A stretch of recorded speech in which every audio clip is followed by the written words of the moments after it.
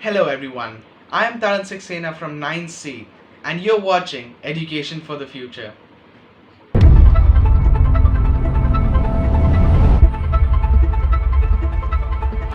Is learning education? You might think that learning and education are the same, right? But actually, these have different meanings. Learning is the cognitive process of acquiring new skills or knowledge. It's a lifelong process. It's not only listening and accepting what we are taught, but understanding and experiencing them as well. We learn and gain more knowledge every day. Education, on the other hand, is knowledge acquired by formal training and instruction. We receive formal education for the first 18 to 24 years of our life. Education often takes place under the guidance of instructors and teachers. Formal education takes place in a structured environment with a standardized curriculum, and multiple students are educated under a certified, trained teacher in one classroom. So now we know why learning and education are different. Education is formal, taught by a teacher or tutor using prescribed textbooks, but learning is informal and doesn't require any teacher or tutor, and we learn from various sources, and these sources are not limited to textbooks. We receive education only for a certain amount of time and it's limited by age, but learning is throughout life and has no age limits. So we have a good and clear idea of what education is and what learning is. So what is the purpose of education? Education is supposed to train and prepare the new generation for their life in the future. It is supposed to help students get a job and to earn a living. There is a set curriculum for the delivery of education to students. But does this curriculum always prepare students for future jobs? Now that's something which we need to analyze. As environments are changing, shouldn't learning and education also change? Shouldn't we keep in tune with the latest developments around the world? Shouldn't the basics required for tomorrow be the foundation of today? Let's take a look at what future jobs and required skills will look like to get a better idea.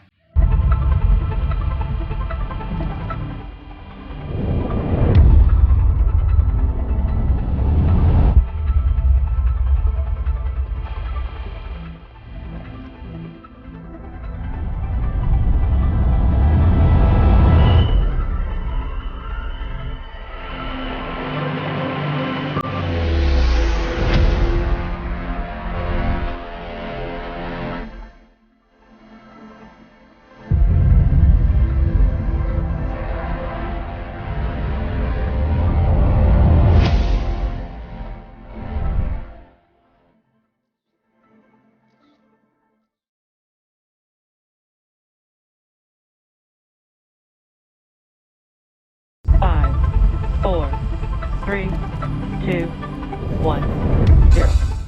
Space is buzzing nowadays, and the world is engaging in a lot of space travel and missions.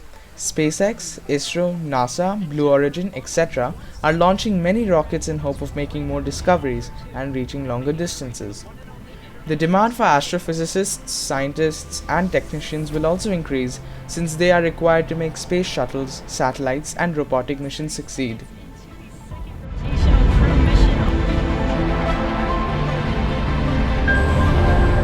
Factories are now moving to machines since they are more reliable, make little to no errors, have extremely fast production, and are cheaper in the long term. But these machines need to be operated and maintained by people. Compared to machines, laborers stand no chance.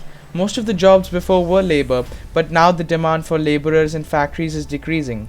The factories only require people for the automation of these machines. Automation will be one of the most common jobs in the future.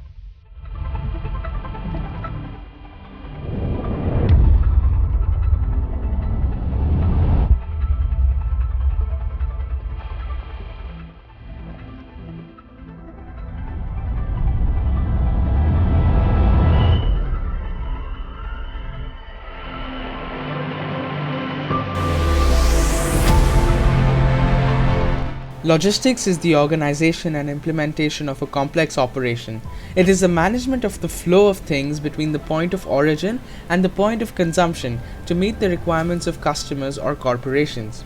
Logistics is hence very necessary for companies to make sure the supply chain is constant and the products reach the customers on time.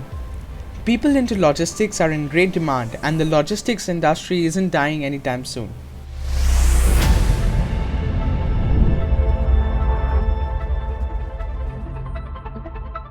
Coders are in very high demand in the present and will increase in the future. The world is moving to using technology very rapidly and using more robots and software to make life and work easier. As the use of technology increases, the requirement of programmers will also increase. Data drives business, and it's important to learn how to analyze data and harness it to drive the business potential. Data analysis skills, that is, to interpret and understand the data provided by the industry and providing a roadmap to business success, is an essential skill.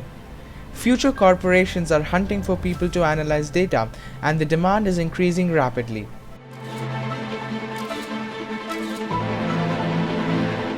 Education is very important for the success of the country because only educated people can contribute to the GDP and the economy of the country.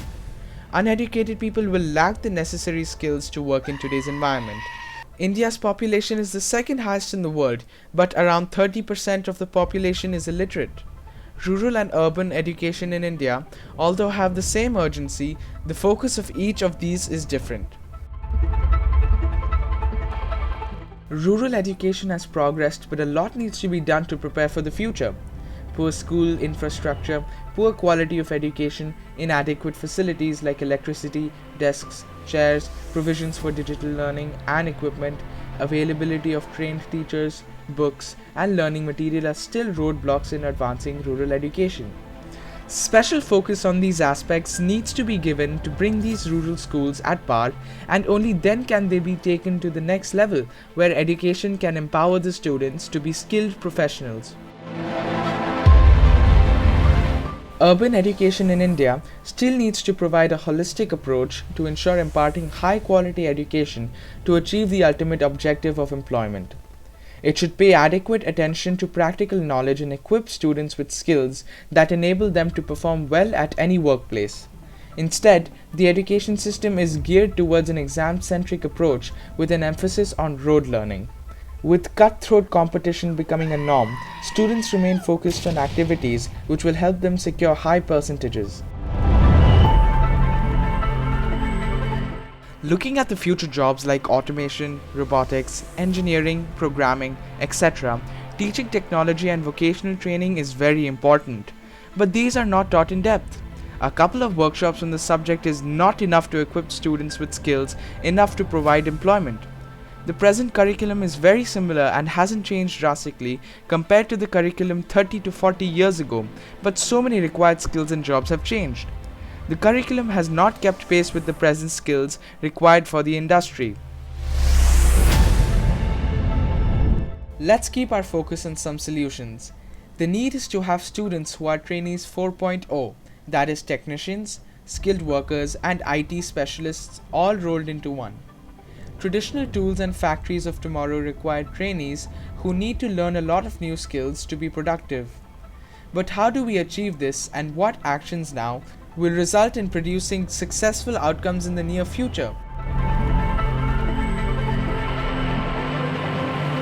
We learn theoretical engineering and science, but most people do not get the practical experience required to operate machines or to make robots.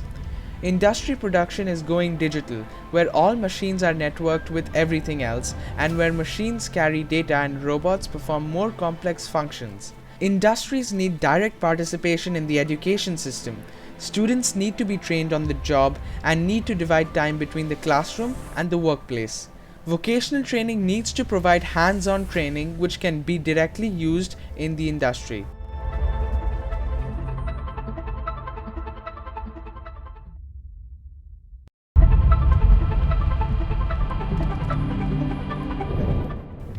Schools must focus on training students in technology, especially programming. The world is digitizing very rapidly, and the latest technology must be taught to students. Machines and software are being used everywhere, and students need to be able to perform a wide range of tasks, from programming to controlling a robot. Going forward, people who are uncomfortable around computers and information technology risk getting left behind.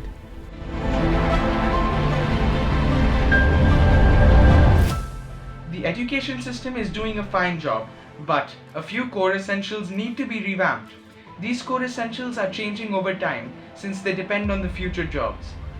Gen Z will have to continually adapt to the fast changing world. They have the advantage that they're intuitively capable of using digital gadgets and gizmos. But to succeed, they need to be realistic about how desired future skill sets will change and how to adapt accordingly. The education system must be adaptive to future jobs and required skills in order for it to be truly effective. Thank you for watching this video.